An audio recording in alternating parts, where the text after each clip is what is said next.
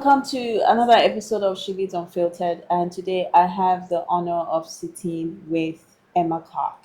She has been in people development for over 20 years, training individuals across Africa, and it is such an honor to have her today. Thank you so much for joining me on this conversation. Thank you, Nonso. I'm so wonderful grateful to be here. It's a privilege to be here. Thank you. You've done the work of training and development for quite a long time. You've had different experiences, traveled across different countries, training people. You've worked with women, you've worked with men. What are some of the challenges you've seen women go through in terms of rising to the ranks of leadership?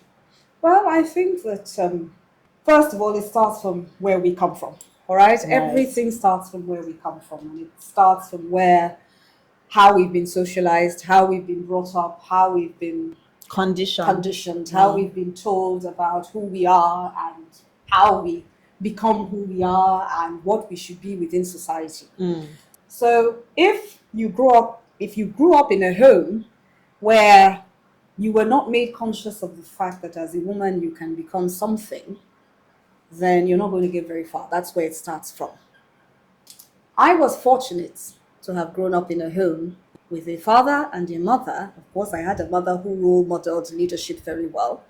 And I had a father who had no problems with having only ladies. Right. My mother's first 3 children were women.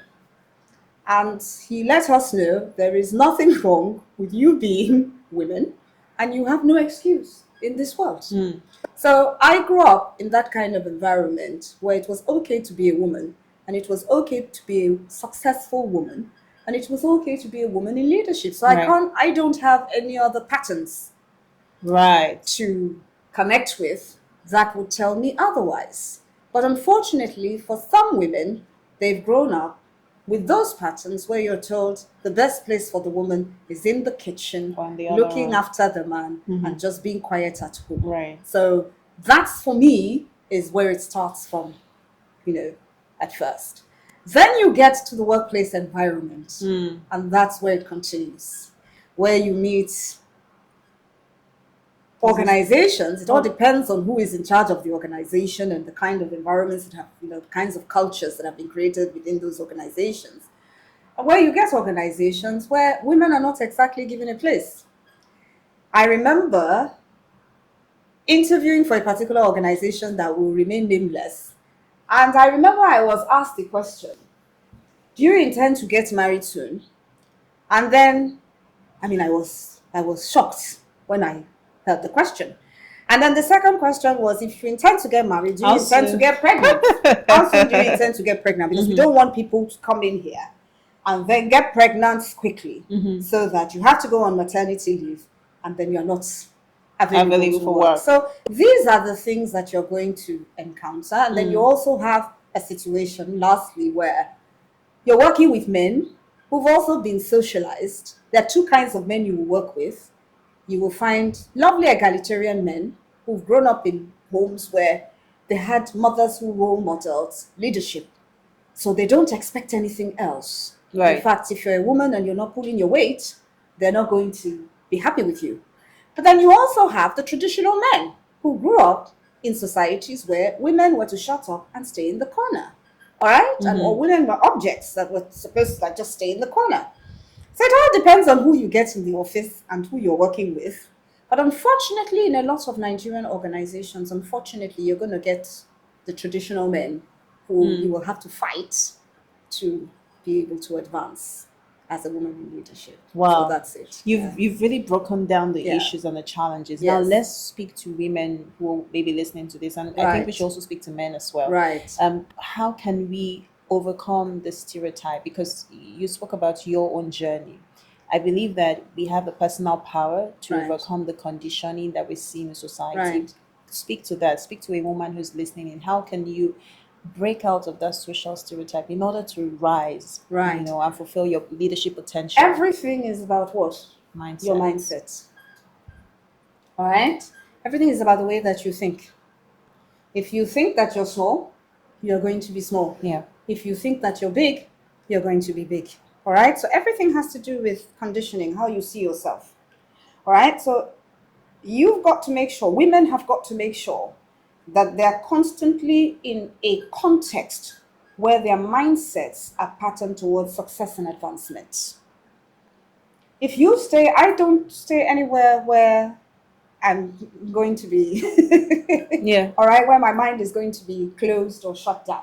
All right, I'm not. If you bring me into any association, of those, yes, if you bring me into an association, is such a broad term. The people you move around with, the kinds of things that you read, you expose your mind the things that you watch, the places that you go into, the places that you hang out, all right, the people that you hang out with, all of these things are very important, all right? So that is it. How you, first of all, you've just got to believe in yourself. This is what I tell people. You've got to believe in yourself. You've got to find purpose, all right? Because this is another thing. People talk about being successful and all of that. One of the key things is to even understand who you are and how much value you have. So good. All right? So everybody in life has value. So good. All right? And your value is very much dependent on you. It's not dependent on another person. It's dependent on you. How you project yourself, how you deliver, how you do your work, how you present yourself. If you present yourself as being a weak person, nobody is going to give you that much value. They're not going to attach that much value to you. So it's a strategic thing. It's not something that you just wake up and then start expressing. Expressing. It's something that you've got to actually sit down and think about and actually plan for and work towards. So good. So thank you so much. That's very insightful. And I'm going to tie it to our evolving world with AI, the skill set required for the world we're going into, especially as women. What are some of the skills we should be looking out for, to develop? What are the skills we should be looking out to learn as well? The things to unlearn, especially with, AI. There are some people who are stuck and who never commit to that process of learning, stuck in the traditional way of doing things. What are the skill set that we should be looking out for? So I'm going to talk about technology, yes. But before that, I think what is more important for women, all right, first of all, is for women to invest in gaining an understanding of leadership and advancement. Right. Gaining an understanding of what it is to become a leader and to hold that leadership, and then also gaining an understanding of what they need to do with that leadership when they become leaders. So good. All right? We'll talk about technology. It's very important.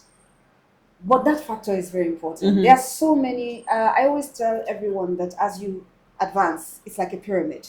There's so much space at the bottom. But when you get to the top, the spaces are very little. And then, what is even more interesting, you should do a study. Do a study of most of the corporate organizations in Nigeria.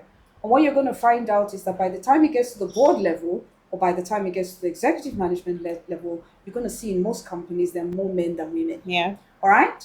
So women face a lot of challenges. The first is the fact that we are the ones who control the home. It's called the double burden. So we go through that double burden of wanting to be able to work, and then we also have to manage the home. And many women give up along the way. All right? So that is the first thing, being able to manage that challenge of being the leader in the home front. All right? And unfortunately, I'm sorry to say this, a lot of men have been brought up to believe that it is the woman who is supposed to be in charge, so they abdicate their responsibilities. I know I'm not going to be very popular when I say that. They abdicate their responsibilities in the home and leave it to the woman. And she has to grapple with her career and then also her home.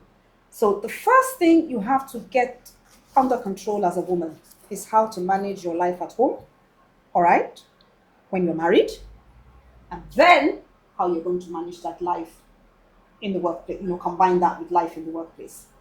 Then you've also got to manage something else, because women understand this issue of the double burden. A lot of women say, okay, you know what, because I want my career, I'm not going to get married.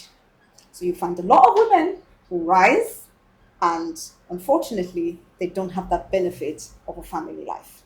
All right, now as we're rising, what do we need? What are the skills that we need to build? As I said, leadership.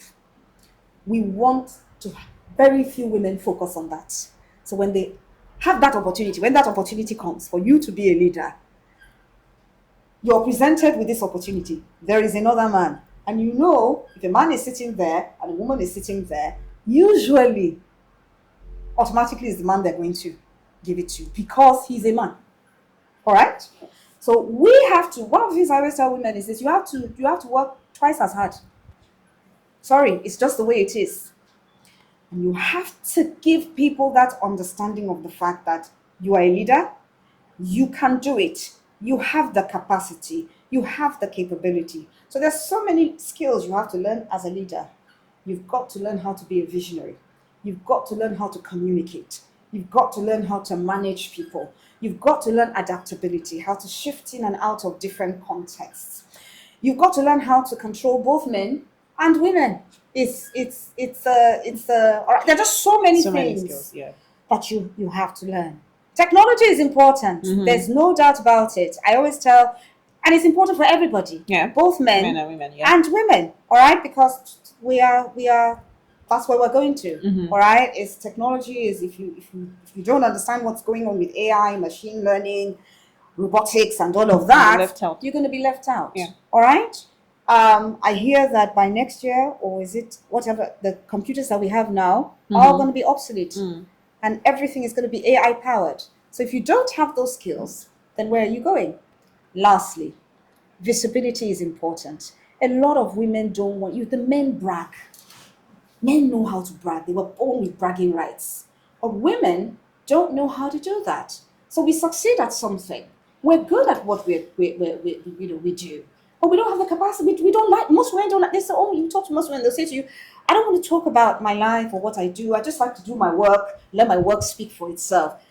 Hello, your work can't speak for yourself. You have to make yourself visible and project yourself and make sure that people know you. Don't wait for people to find you. You make sure that people know you. You know, I want you to really touch on that visibility conversation, because during one of the previous episodes, we spoke about the challenges that African women have with speaking about their work. They do the work. Brilliant. They're brilliant. They do the work behind the scene. But when it comes to telling their story, when it comes to communicating what it is that they're doing, we find that there are a lot of challenges with it. How can we grow our ability to communicate, to tell our story? And I think you do such a fantastic job of telling your story. I think strategy is very important. People talk about strategy and they always say strategy relates to only business. But I don't agree with that. Strategy also relates to individuals. Right. Every individual must have their strategy, and you must have your personal branding strategy. It's so important. How you want people to see you, how you want people to relate with you, how you want people to talk to you. All right? So I have my personal branding strategy. I've sat down, I've actually written it down. Right. I know where I want to be seen. I know who I want to be seen with. I know what kinds of environments I want to be in. I know how I want to promote myself. I know how I promote my work. So it's very strategic, and I'm not quiet about it. If I achieve something, I have platforms. I am very loud on LinkedIn, and I am not. I have no excuses about it. I know what I'm doing on LinkedIn. I'm not there to play games. Anybody who knows me and who sees me on LinkedIn or Instagram or Facebook knows I'm not there for fashion. All right. There's nothing wrong with being there for fashion if it's the business that you're doing. But I have my strategy. I want people to know about my work, because that's the only way I'm going to make money. It's one of the ways I make money. When people see what it is that I do, and they see how well I do what it is that I do, they will look for me. Right. So you can be as good and as excellent as at what you do. But I tell you something, if people don't know about you or what it is that you do, first couple of years of my life, of my work life, I would say first 15 years of I've been at this now for 32 years. I would even say first 20 years of my work life. I was doing great work. First of all, I started out as a banker, worked for 10 years in the banking industry. After the banking industry, I left and I went into consulting. And I was doing very good work, making a lot of money, but nobody knew me. And I would be like, oh my goodness, nobody knows me. They call this person for this, they call this person for that, they call this person for that, and they don't call me. Until one day, I started to do courses and studies on personal branding, and I understood from those courses I took that if I keep sitting in my corner and people don't hear my voice, then I'm going to just be lost in the crowd. And I tell you something, what makes the difference between you getting 50,000 naira and 500,000 naira is that visibility. So women have to take it more seriously. It even affects you in the workplace environment. Time for a promotion. Right. 𝗵𝗲 is doing excellent work. She's the one who does all the work in the organization. But Ladi is the one who makes the most noise. and he goes to the boss and makes sure that the boss understands what's going on in the office, but he's not the one who is doing the work. Who is doing the work is 𝗶𝗶. 𝗶𝗶 can't be bothered to go to the boss because she says, no, I just want my work to speak for itself. When it's time for the promotion, who is going to get it? Of course, we know it will be laddie. Yeah. So women have to be, and I've done a lot of studies on this. Most women don't want to be heard. And it goes back to the practice of socialization. And the conditioning. And the conditioning. It's gender stereotyping, where you are socialized into different roles. It's called gender role congruity, where you are told women must be silent, the men are the ones who talk. I want you to bring a balance to this conversation about visibility, because one of the things we find is some people focus on visibility, but they don't have the meat of the work. They're not able to put in the excellent work required, right? So you find that there are people who they toot their horns, but when it comes to actually doing the work, right, we don't see the work. So let's speak to excellence in the workplace and the reason and the need for us to be productive with what it is that we're doing in the workplace. I'm a champion for excellence in the workplace, and the truth is this: if you're not excellent, you're going to be, unless you have some other means of moving up in this world. And we all know that sometimes these things happen, all right? The only way you're going to move forward as a woman, if you want to play it straight, is through excellence. Yeah. And as I said, your excellence has to be twice that of your male colleague. Right. All right? So, as I said, I'm a big person for visibility, but I'm also a big person for excellence. So when I'm doing my visibility, when I'm doing my branding, I'm also doing it around the work that I do, which is quite good, actually. So you have to be excellent. As a woman who wants to become a top leader, you can't be anything else but excellent. I'll give you an example of someone I admire very much, 𝗦𝗵𝗲 𝗟𝗲 the Honorable Minister. She's excellent. Oh, she is. She is. And she's built a solid track record. Built a solid track record around excellence. When you think of her, I remember when she did her Senate interview, she's a very beautiful woman. And she did it with other women who are beautiful, but there was no talk about beauty when it came to her. All the men got up and stood up and talked about the excellence of her work. So good. So it's one thing that I champion, that if you really want to be a woman, I tell you something, one of the ways to overcome harassment in the workplace is just to be very competent and to be very, once you're excellent, the men don't want to come near. It intimidates people when they see a woman who is confident and who is excellent. Okay, so we can't downplay that at all whatsoever. So the watchword is, don't go and make a lot of noise if you don't have excellence backing you. But unfortunately, there are people who are like that, and they're getting along. That's so brilliant. Let's wrap up our conversation with, if you could change one policy or rule in the workplace to support women better, what would it be? It goes back to what I said earlier about the double burden. Right.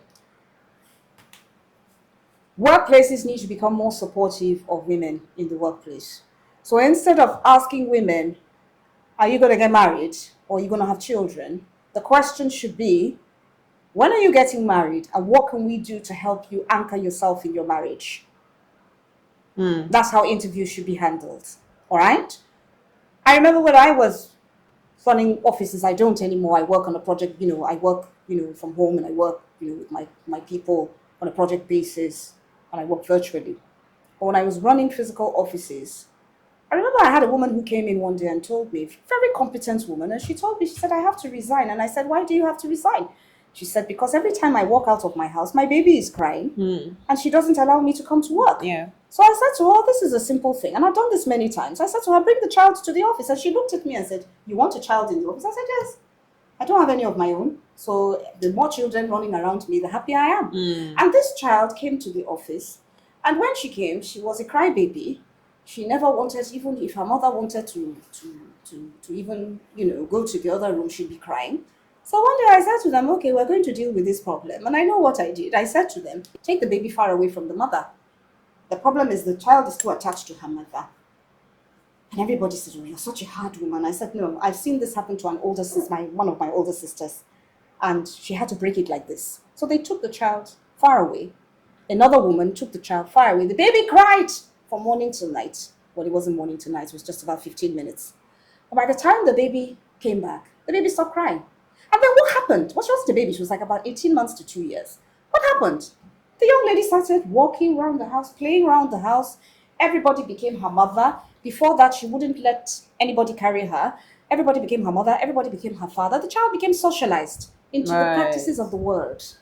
So she understood mommy has to go, she has to go to work. So one day, the mother found her confidence and said, I don't want to bring the child to the office anymore. We were the ones who even went into a withdrawal, syndrome. But she said, no, I think the child is sufficiently socialized for her to know now that mommy has to go to work. Right. So these are you have to get actively involved in the lives of women.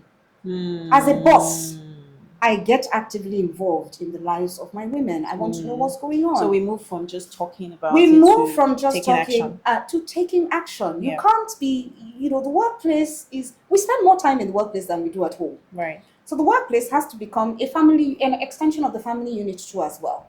So you have to be concerned about your women. And come on, and there are many organizations who are, well, not many, there's some organizations that are starting to do this now. They're starting to think about that. The time women close, it just can't be the same as the men. And I always tell people this. It is not the amount of hours that you work in an office that depends on how fast the work is going to get done. Yeah, your productivity. It's productivity. Yeah. Productivity is not determined by number of hours. Yeah. It's determined by the quality of work and quantity of work that is put in. Yeah. So the time that women close, there should be flexibility for women. When do you want to work? Do you want to work from 12 to whatever time? Because women have to go and pick up the children from school. They have to do so many things. And we are competent. The studies have been done to show that when you put women in the mix, things 100%, change. 100%. You get a woman to manage your money. She's probably going to manage it better than any other man. I'm not saying that the men are not good at things too as well. Studies have shown that men are good at certain things, but women are also good at certain things. So women are transformational leaders. They're the ones that bring transformation within the workplace. So if you lock women out, you're locking your office up. So we've just got to be more conscious of these things and be more accommodating of women. It's worked for me. I've seen it. These are practical tips I'm giving people. Right. Don't shut women. Don't say because women have children. So have a creche. If you don't want them running around the office. COVID changed everything. Yeah. We saw people doing interviews and children running into. So all of a sudden we realized that children are human beings. They're not monsters. Yeah. All right? Yeah. So these are some of the things that I would recommend that workplaces do. The studies have been done. They work. I think I would, in conclusion, I'd love you to close out with one advice to a young, emerging female leader, right? Based on your own journey, your own experience, and the lessons that you've learned. I mean, you sit on boards of organizations as well. What would be your one advice? Well, the most important thing is to know that you can do it. Right. You can do whatever you set your mind to do. And you should not set any limits on what it is that you know you can achieve in life. So the problem is to know that you have something to achieve. All right? So don't limit yourself. You can have it all. I don't believe in this thing of you either get married or you don't have children. You can have it all. You can have it all. Yeah. Everything is about planning. My mother rose to the level of being a professor in the university. She was one of the first women who became a professor in the university. And if I were to borrow from her, what was it? She was very strategic about how she managed her life. She had her mother. She was very close to her. Her mother was there to help her with us sometimes. All right? She organized her lectures around her children. My mom was always there. I can't remember a time. I'm not one of those children who will say my mother was never there. She was always there.